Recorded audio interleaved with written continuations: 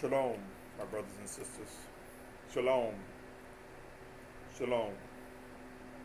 I pray that this segment find your ears and find you in good health and gaining understanding and comfort in the things that you see emerging ahead of us.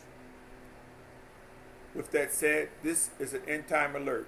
End time alert number 22.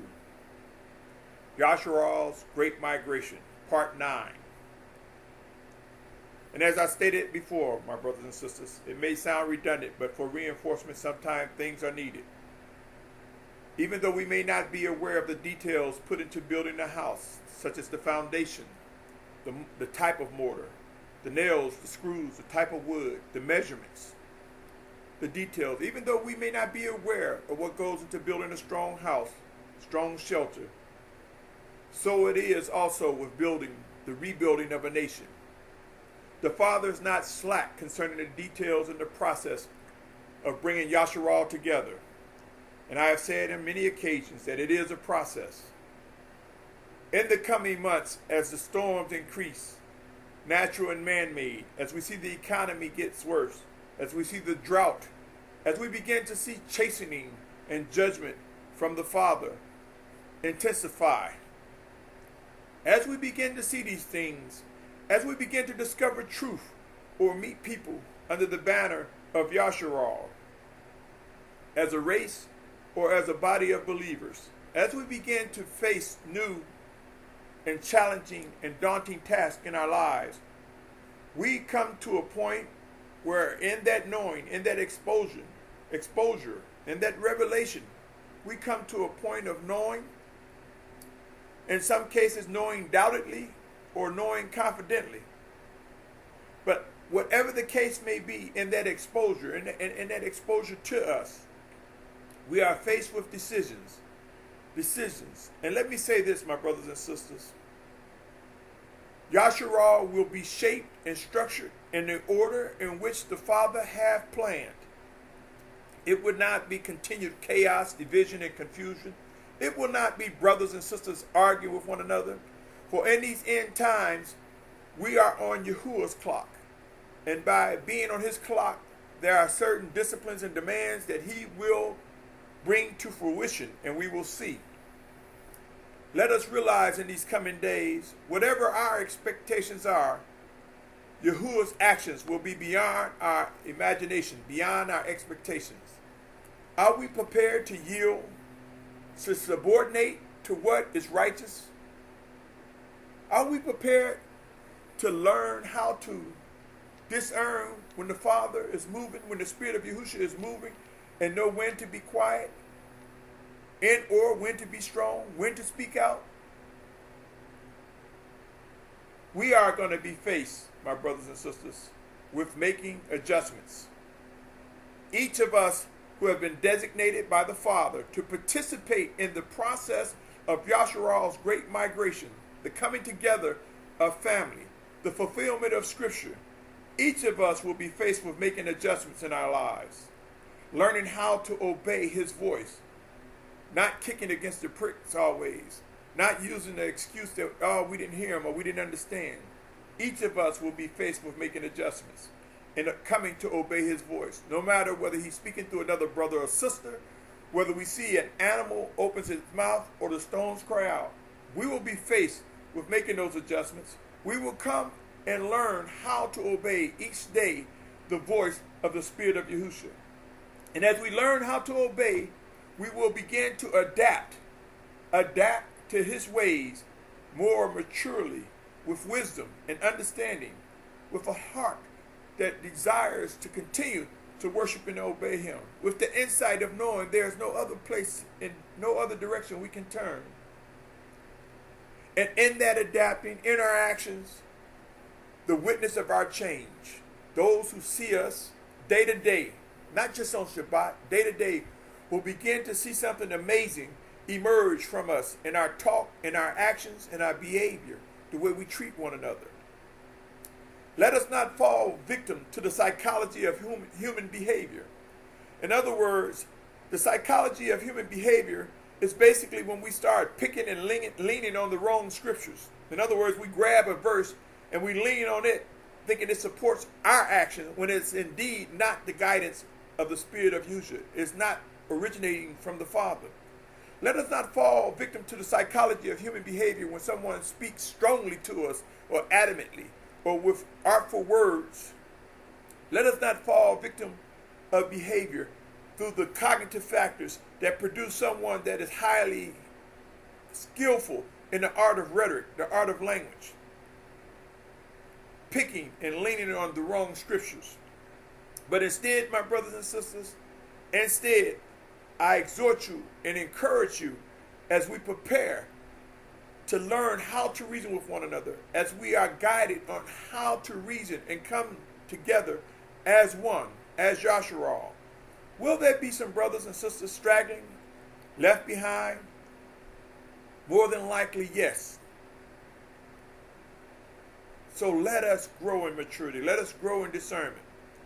And I exhort you, let us take the route of spiritual influence. For if we connect and understand the guidance of the Spirit of the Father, the voice of the Spirit of Yahusha, if we're able to connect and follow that guidance, then we will see, if we search and study, we will see that the scriptures will bear witness of our actions. Somewhere in the scriptures, it will bear witness of the action of the Most High as He guide and use us in these coming months. There is a difference. There is a difference, and the Father will prove, my brothers and sisters. The Father will prove. It is so important that we understand that discerning the voice of the Spirit of Yahusha is basically being able to hear Him as He revealed to us what's righteous and what's not, as He revealed to us which directions we should take. That is what true discernment. Do not fall victim to the tenets of man, to the Webster Dictionary of discernment. Know that discernment is purely meant to identify when the Spirit of Yahusha brings to your awareness, our awareness, the things that are necessary in His instructions to us. We don't need to try to defend our actions. If we are confident in the things that we're doing, if we know that it is righteous, let us know how to do as much as the Father has guided us to do, and know when to stop and wait for proof. Know how to pause and wait and watch, for Yahuwah will bring evidence and proof. And sometimes we may not see it right away. We may not see it until the end of times. So it is not about us, but know this: if what we're doing are righteousness, our righteous actions, that the Father will add water and increase, that the Father will have brothers and sisters that are able to bear witness to the righteousness that's going forth. So we do not have to fight to defend the word. Let us just speak as spoken to and guided by the Father, and watch His word prove true. Watch Isaiah, the beautiful Isaiah 55:11. Watch it takes its place and show us that the Father's words will not return to Him void. In these last days, my brothers and sisters, the preparation for Yashar'al's great migration, the power of righteousness and witnesses, those who will witness righteousness in one another, let us begin to identify the Yah in one another. And let us be encouraging to one another. Because I guarantee you, my brothers and sisters, what lies ahead is going to be disruptive. It's going to be disruptive. We're going to face a disruption that we've never faced before for those who are alive with a heart-beating breath. That disruption is going to feel strange to many, but it's going to throw many off. But for those who hunger deeply after righteousness, to worship for the purpose of worshiping and obey the Most High, we will understand, we will find comfort, and we will receive guidance on how to help our brothers and sisters understand what's going on, what's emerging before our eyes. I cannot say this enough, my brothers and sisters. There will be structure and order by the Spirit of Yahusha. It will be order and structure. Yes, our feelings, our emotions, our egos will become bruised. Some of us will feel the pain. Some of us will feel embarrassed.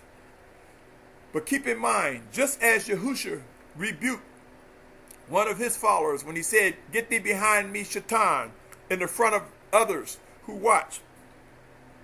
Do you not think that brother was embarrassed or hurt? Do you not think that brother feelings were hurt when the Messiah called him Shaitan and told him to get thee behind me? We are facing some times and seasons where there will be some harsh words, harsh, righteous words guided by the Father. Just because our egos are bruised, or just because our feelings are hurt, or just because we grab onto the wrong scripture for a false sense of security, does not mean those actions are not righteous actions. Iron will sharpen iron, and iron is sharpening iron.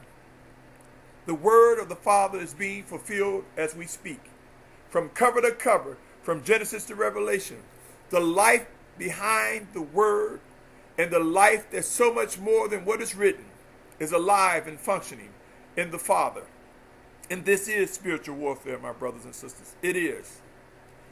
This is the time to begin to reflect and ask questions and prepare our minds and bodies so that we can respond with a ready mind, with a ready heart. Yes, it may seem redundant, but I must do as I am compelled to do. If we believe we are stiff-necked people, full of division and confusion, what do you think it will take for the Most High to bring about the fulfillment of his prophetic words? Let me say that again, my brothers and sisters. If we believe we are stiff-necked people, full of division and confusion, what do you think? What do you think it will take for the Most High to bring about the fulfillment of his prophetic words? Will some egos be bruised? Will some feelings be hurt? Will some correction emerge, powerful and strong, that would make us stronger in our walk in obedience and worship? Have you envisioned how the Most High will bring about what's necessary to honor his covenant and instructions to Yashar'al? Have you envisioned how the Most High will bring about what's necessary to honor his covenant and instructions to Yashar'al? For many of these things will occur. While some people are taking a backseat approach to say it's not going to happen, this is not going to be the way it's supposed to be until Yahusha sets foot on this planet, you're sadly mistaken. There are processes and instructions day by day, precept upon precept, that are alive and well, that are going on to bring about the sharpening and the restoration of Yashar'al. Can we subordinate to righteousness? Can we subordinate to righteous servants whose actions may be defined as leadership attributes guided by the Most High? In other words, how many of us are growing and have a sense of discernment to be able to know when to yield, when to submit to someone being used by the Most High, when to subordinate to the Yah in another? Have we thought about that? And if we fight that, are we fighting the person or are we fighting the Yah in that individual? Let us be able to discern the difference. How strong-minded or willful will we be? Or how much will it take to humble us towards the shaping of a nation?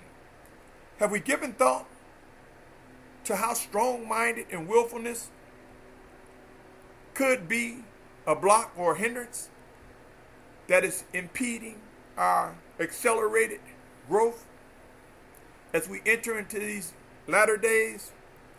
Yah knows what it will take to humble us, and the Father will humble us in the shaping of a nation.